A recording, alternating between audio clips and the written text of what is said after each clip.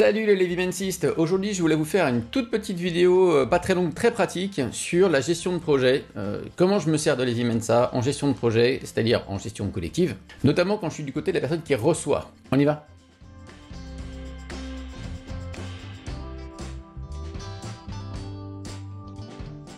Voilà, donc ce que je voulais vous montrer, c'est avec un exemple très concret, très réel, puisque j'ai la question souvent en formation, comment je fais, j'ai mon système Levimensa qui marche vachement bien, mais en même temps je suis embêté parce que je suis sur un projet collectif avec des gens qui me donnent des tâches, ça arrive par planeur, ça arrive par Asana, ça arrive etc.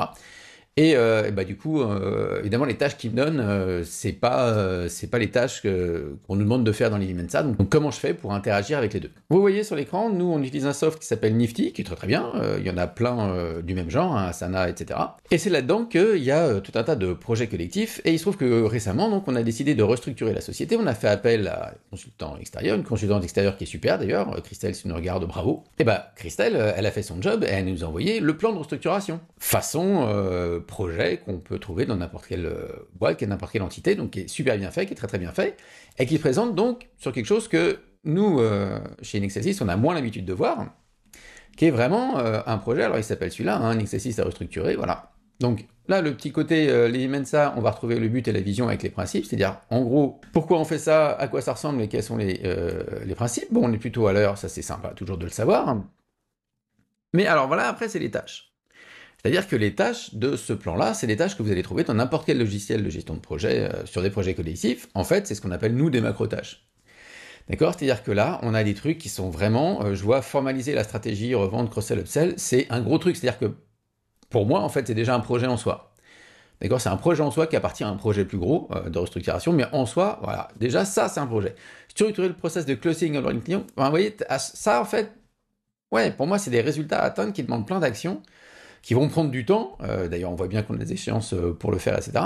Mais en soi, ça me parle pas plus que ça, c'est-à-dire que si je mets ça sur mes to-do et que j'essaye de travailler là-dessus, je vais juste soupirer à chaque fois que je le vois et repousser le truc au maximum. Et en fait, ça va surtout m'obliger à réfléchir à chaque fois que je vois ça. Donc il faut pas forcément garder ça. Alors, évidemment, c'est fait un peu plus finement que ça, mais il y a des boîtes où j'ai vu des trucs aussi généraux que ça sur les to-do des gens. On divise un peu le boulot, c'est-à-dire que voilà, avec Christelle, elle nous a envoyé des trucs qui sont un petit peu mieux identifiés, évidemment. Ça veut dire quoi? Ça veut dire en numéro 1, il faut identifier les offres complémentaires, en 2, il va falloir créer les scripts de relance, et en 3, il faut planifier les campagnes de revente. Mais même là, c'est déjà trop haut pour notre cerveau. Vous voyez, c'est-à-dire que même identifier les offres complémentaires, à la rigueur, ça peut se comprendre. En fait, moi je regarde ça et après, qu'est-ce que je fais? Je me dis, bah si je bosse uniquement avec le logiciel de gestion de projet, ça va être une tannée, quoi. Je vais devoir réfléchir à plein de trucs, chaque tâche va me demander du temps. En plus, c'est pas vraiment pratique parce qu'il faut que je regarde ça. Bon, alors après, j'ai un onglet, mes tâches, mon travail qui va me mettre plein de tâches différentes, mais quand je suis sur le projet lui-même, je vais me dire, bon, c'est pas fou. Et j'ai réfléchi, j'ai dit, ok, identifier les offres complémentaires. Donc c'est bien dans mes rôles de faire ce truc-là, et en tout cas pour ma partie. Et en fait, si je le faisais vraiment là, qu'est-ce que je ferais?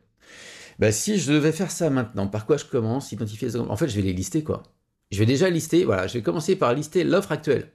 Donc, c'est-à-dire l'offre de base, l'offre phare, d'accord, qu'on a déjà identifiée. Et donc, je vais prendre l'offre phare et je vais lister toutes les offres qui peuvent être complémentaires à cette offre phare. On n'est pas loin de ce qui est marqué là, mais c'est pas la même chose. Vous voyez, c'est-à-dire que si j'étais tout seul affecté à ce truc-là, on voit que là, en l'occurrence, il n'y a personne qui a été affecté à ça. À la limite, je peux me dire, tiens, je vais la prendre, hop là.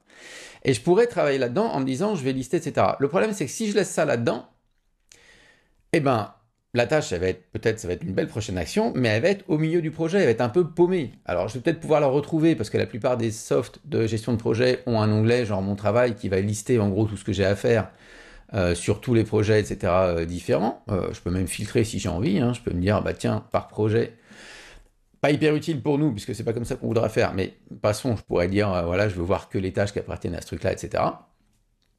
Mais du coup, elles vont être un peu paumées, et elles vont être affichées par projet, c'est pas envie, moi, de ça. J'ai envie qu'elles soient affichées par mes listes contextuelles. Donc, ça va pas forcément m'intéresser plus que ça. Donc, ce que je vais faire, c'est que quand je suis sur un projet comme ça, je vois qu'on m'a affecté ou que j'ai pris donc une tâche, en l'occurrence c'était laquelle, je sais plus, voilà, identifier les offres complémentaires là-dessus, un truc comme ça. Je pourrais même rester à ce niveau-là, formaliser, etc., et en me disant comment je vais formaliser. Bon, mais là, le travail a été un peu notifié, donc très bien.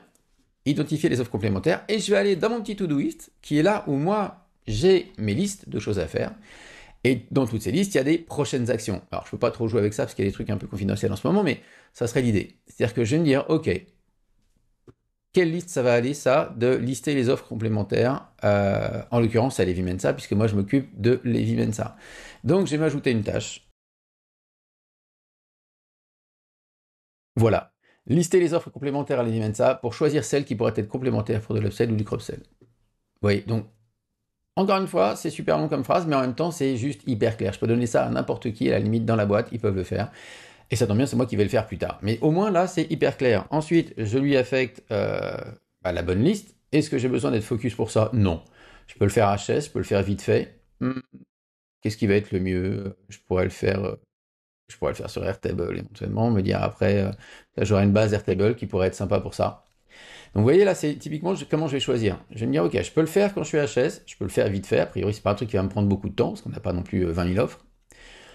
Et je me dis, si je le mets sur Airtable, c'est que j'ai derrière la tête l'idée de me dire, ok, je vais faire ça pour Levi Mensa, et puis après, en fait, on va tout mettre dans Airtable, et chacun va aller mettre sa liste, etc. Donc je pourrais me dire, je vais mettre ça dans Airtable. Ou je pourrais me dire dans n'importe laquelle des autres listes. En fait, je vais aller choisir celle qui me paraît la plus appropriée. Celle dans laquelle je me dis, dans cette situation, j'ai envie de le voir. Là, en l'occurrence, moi, je vais mettre ça dans vite fait, parce que c'est typiquement, je sais que j'aurai accès à Airtable de toute façon, puisque je l'ai partout, donc ça va être vite vu, hop, et je vais mettre ça, ça va me prendre 10 minutes, donc 10 minutes c'est mon filtre en fait pour faire vite fait. Alors maintenant, où est-ce que je vais mettre ça? Donc ceux qui ont l'habitude de Levi Mensa, souvent on rattache l'action à son projet quand on peut, c'est-à-dire au résultat qu'on cherche à atteindre, d'accord? Je rattache la prochaine action au résultat que je cherche à atteindre quand le logiciel le permet, pourquoi pas. Mais là, ça ferait un peu doublon parce que finalement, mon projet, il existe. Mon projet, il existe déjà, il est dans Nifty. Mais je ne peux pas faire de lien entre Nifty et Todoist, comme ça. Donc là, ce que je vais faire, c'est que pour pas que ça reste dans la boîte de réception dans Todoist et que ça m'embête et que ça me pollue la boîte de réception, en fait, je vais aller chercher le rôle auquel ça appartient, puisque mes rôles sont déjà dans Todoist. Donc là, je vais aller chercher mon rôle. En l'occurrence, là, c'est dans mon rôle de ce qu'on appelle chez nous le Money Maker. Et j'ai plus qu'à ajouter la tâche qui maintenant apparaîtra bien dans mes listes, dans ma liste vite fait, qui est ici. Hop, et on voit que ça y est, j'ai une nouvelle prochaine action. Et donc, quand je reste ça dans vite fait, on voit qu'elle se retrouve ici. J'ai ma prochaine action, je peux choisir de la faire. Quand elle est faite, je la coche. Et ensuite, une fois que j'aurai fait ça, pour pas trop passer de temps non plus à aller chercher quelque part dans Nifty où est cette action pour aller la cocher, parce que ça peut être un peu relou finalement. Enfin, je veux dire, elle peut être vraiment, ça me ferait faire plein de clics pour aller la retrouver. Je peux simplement, si je travaille sur un logiciel qui a des URL, je vais aller cliquer sur l'URL et je vais faire un copier-coller de l'URL dans la description. Comme ça, j'aurai juste à cliquer dessus, je trouverai sur la tâche. Dans Nifty, c'est un petit peu différent. Je vais aller copier, hop, l'identifiant de la tâche, je me le mets ici. Et comme ça, quand j'aurai terminé de lister les offres complémentaires, j'ai juste à aller dans Nifty, imaginons que je sois n'importe où ailleurs, je sais pas, je retourne sur mon travail, tout ça, machin, hop, je fais ma petite recherche.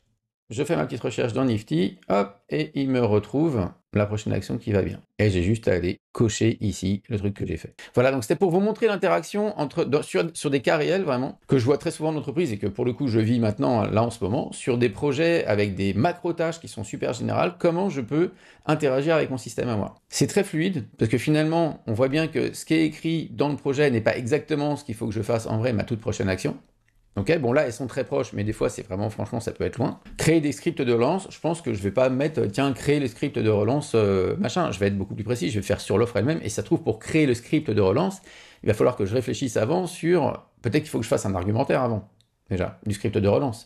Peut-être que je vais devoir faire ce qu'on appelle un storyboard chez nous, c'est-à-dire faire en fait un process qui me permet d'identifier le genre de message que je veux donner pour quel genre de cible. Et donc, créer des scripts de relance, ça sera à la toute fin, c'est j'aurai fait tout mon process, j'aurai identifié ce que j'ai besoin de raconter, j'aurai arrangé mon argumentaire dans le bon sens, et ensuite, j'aurai rédigé le script lui-même, et là, je pourrais cocher cette tâche-là comme étant faite. C'est comme ça que je vais jongler entre l'outil collectif et mon outil à moi, qui m'économise de l'énergie, du temps et de la charge mentale. Parce que quand je décide d'y aller, c'est beaucoup plus rapide de décider quoi faire. Et donc ça veut dire que tous les jours, je travaille avec mon Todoist, je choisis sur les listes, et quand j'ai fait la tâche, si c'est une tâche commune, boum, je retourne dans Nifty, et je vais cocher la tâche comme étant faite. Et voilà comment ça se passe.